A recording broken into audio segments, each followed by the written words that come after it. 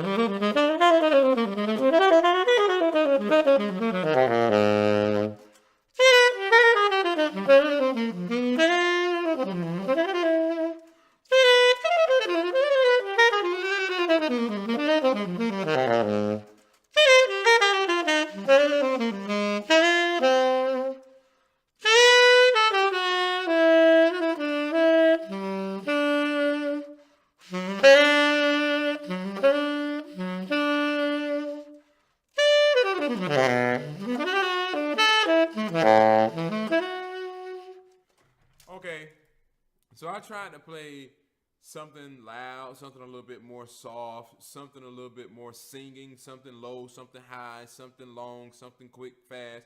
You know, I just tried a few things. But this mouthpiece, the Tone Master, is the same mouthpiece that you'll remember that John Coltrane used in his earlier years before he switched to he was using a double ring, Otto link, and then he switched horns.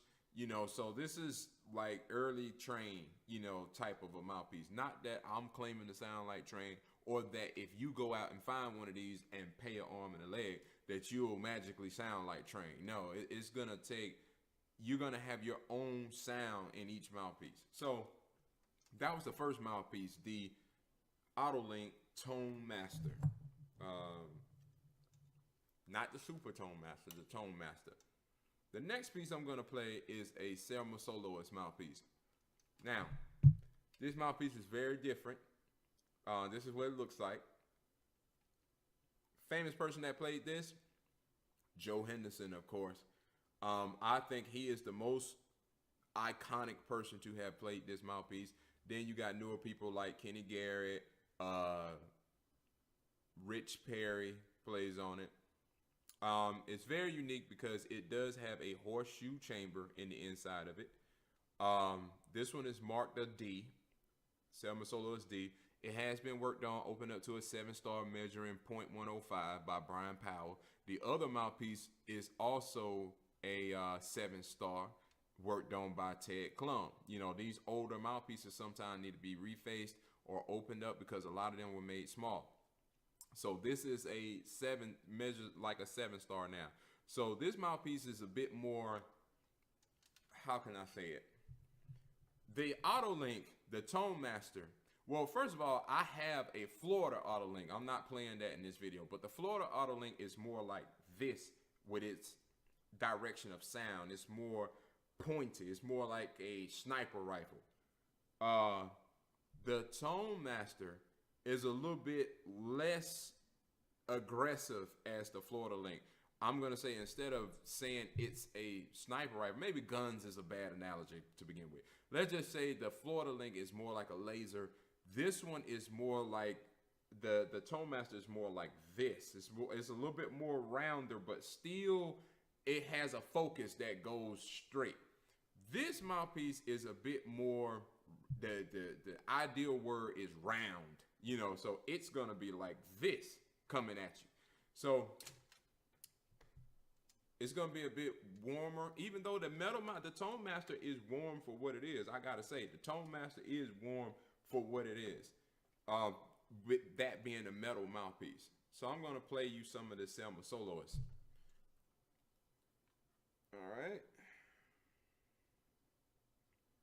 Same reed.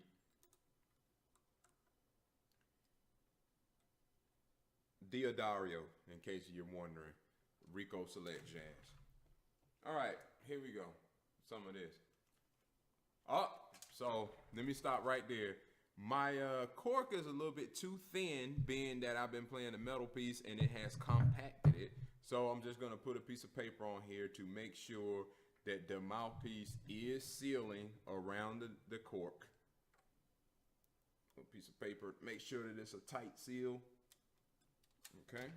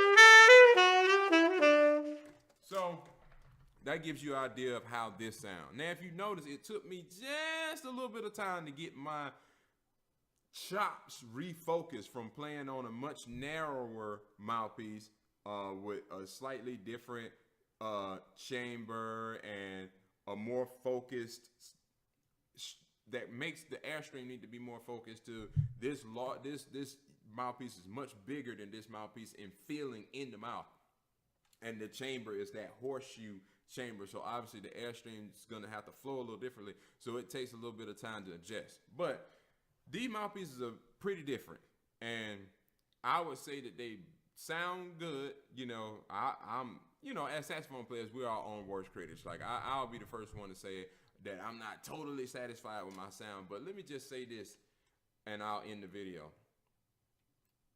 The main thing, or the reason why I kind of switch back and forth between mouthpieces, is because I want to find out all of the elements and all of the possibilities of my sound and what it is that I'm, you know, what makes my sound what it is. What's the DNA of Stantawn Kendrick's tone? You know what I mean?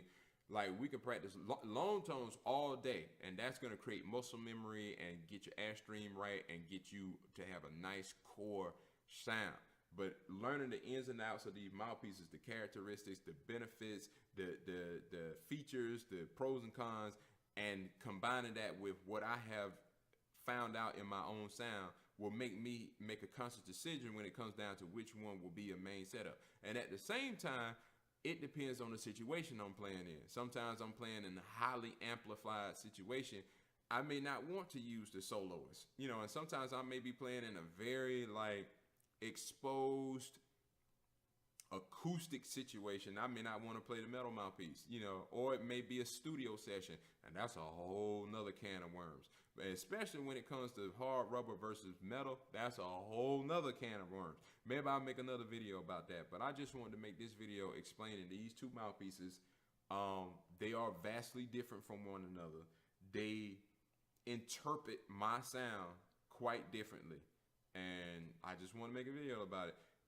If you prefer one over the other, leave a comment. Explain why, you know. And thank you guys for tuning in. Hope you have a nice week.